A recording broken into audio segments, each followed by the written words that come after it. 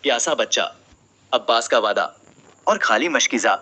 کربلا کی دوپہر بہت تیز تھی، ریت تپ رہی تھی، خیموں میں سناٹا تھا۔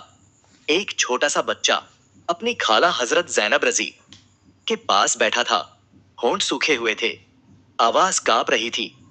اس نے دھیمے سے پوچھا، خالہ، چاچا عباس کب آئیں گے؟ انہوں نے کہا تھا پانی لاؤں گا، اب تک کیوں نہیں آئے؟ زینب رضی کی آنکھوں میں آنسو بھر آئے۔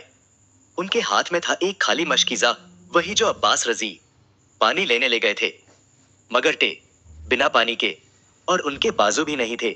زینب رضی نے بچے کے سر پر ہاتھ رکھا، آسمان کی اور دیکھا اور کہا، بیٹا، تمہارے چاچا نے وعدہ نبھایا ہے، انہوں نے جان دے دی تاکہ تمہیں پانی مل سکے۔ اب پانی جنت سے آئے گا۔ کربلا صرف ایک جنگ نہیں تھی، وہ محبت کی آخری امتحان تھی، جہاں ایک چاچا نے اپنے بھتیجے کی پیاس پر اپنی جان قربان کر دی۔